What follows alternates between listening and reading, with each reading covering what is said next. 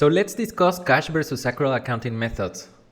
So what is the cash basis of accounting and when do we actually get a chance to use it? Well, there are some restrictions here. It's only used for government agencies or when your annual company revenue is less than the fiscal threshold. For more information about that, consult each of your country's tax laws. The concept is we take our cash receipts minus our cash disbursements and we are left with the term called net operating cash flow. The abbreviation is net OCF. It's a very simple process where you just basically measure your cash receipts or cash in and your cash disbursements or cash out. Now, let's take a look at the accrual basis of accounting and its applications. This is a much more complicated process where you measure your earned revenue. We'll talk about the term later in the course and its related expenses, regardless of when your cash is paid or received.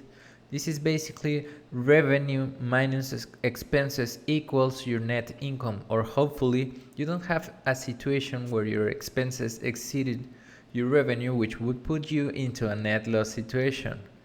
Keep in mind this accrual method is required by generally accepted accounting principles or GAAP and of course our international reporting standards. Let's take a look at the contrast between cash versus accrual accounting by reviewing an example where the credit sales are 100,000 a year. Here you can see what a cash accounting would look like. The cash receipts of 300,000 show us the actual cash collected from the customers for each year. The cash disbursements shows the actual cash payments or cash out, which include prepaid rent of 60,000 paid in the first year. This is very typical for items such as prepaid rent and prepaid insurance. In this case, our net operating cash flow in year 1 is actually a negative 65,000, in year 2 a positive 60,000, and in year 3 a positive of 65,000. If you add those three up, the total net operating cash flow for the 3 years is 60,000. Keep in mind that result. This is what the accrual accounting would look like for the very same scenario.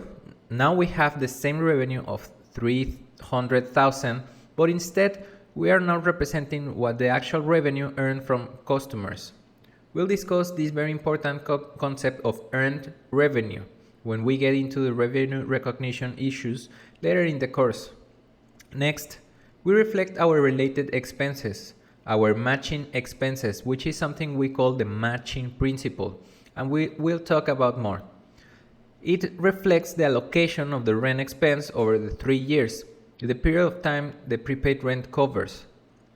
Lastly, that gets us to the net income, which is netting us an even 20,000 for each of the 3 years, and it still gets us to the total income of 60,000.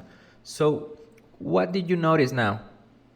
The 3 years totals are actually the same, right? They are both 60,000, but the timing of the recognition of that 60,000 is what differs, which is quite honestly the major difference between cash accounting and accrual accounting.